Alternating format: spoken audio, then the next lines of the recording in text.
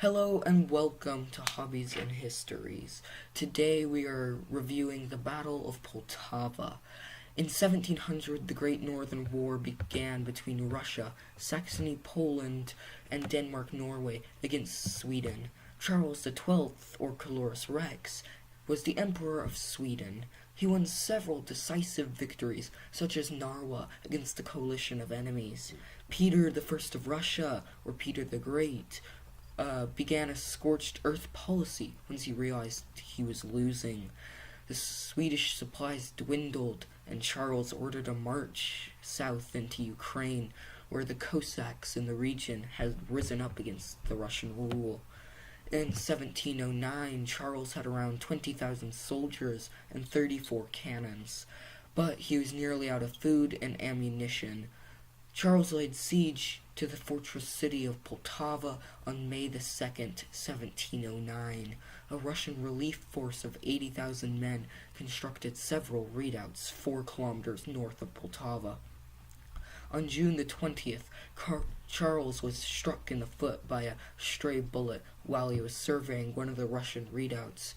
To make matters worse for Sweden, a rebellion in Poland had diverted all reinforcements.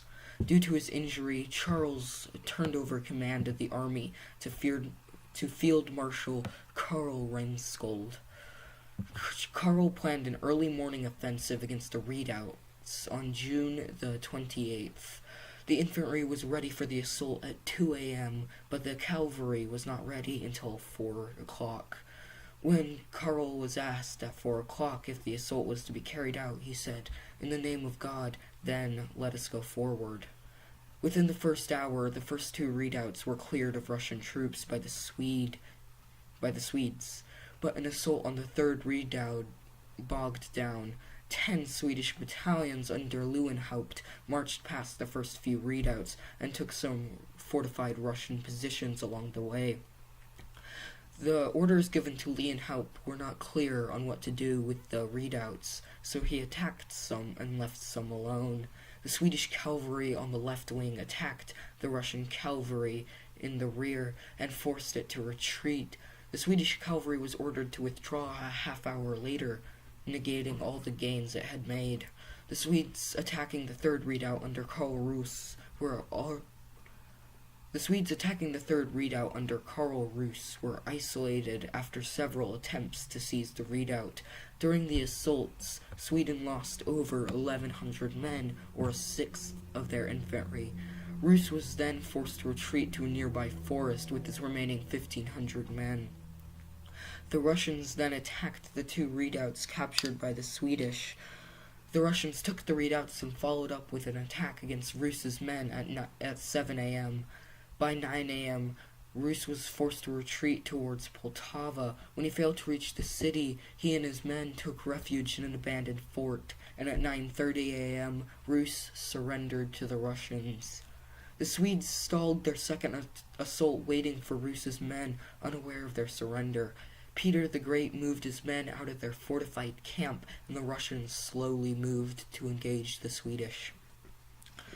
The weather for the day of Poltava was reported to be very hot and humid by Charles XII, and the smoke covered up the sun.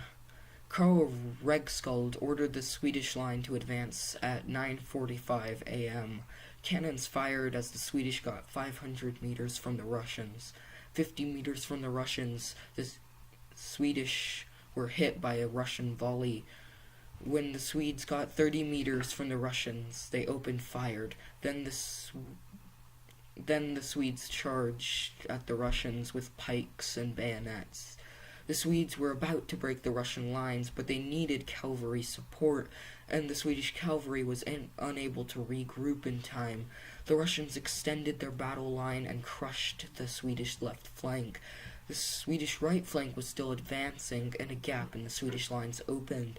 The Russians filled the gap and annihilated a counterattack by the Swedish cavalry.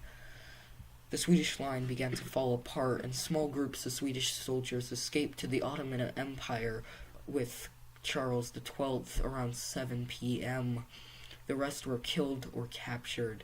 Leeuwenhoek led some surviving Swedes to the Dnieper River, but they surrendered 3 days later. The Swedish casualties were anywhere from 7,000 to 9,000 killed or wounded, and almost 3,000 Swedes were captured by the Russians. The Russian losses are debated, but the official accounts say that 1,300 were killed and just over 3,000 were wounded, but other accounts suggest that as many as 6,000 were killed and wounded. Charles spent the next 5 years in exile in the Ottoman Empire. In 1715, he returned to Sweden, only to be killed at Fredrikstad in 1718. Sweden would then go on to lose the Great Northern War and fade from the pages of history. This was my report of the Battle of Poltava. If you like this type of content, leave a like and tell me down in the comment section, and I will make more stuff like this. Goodbye.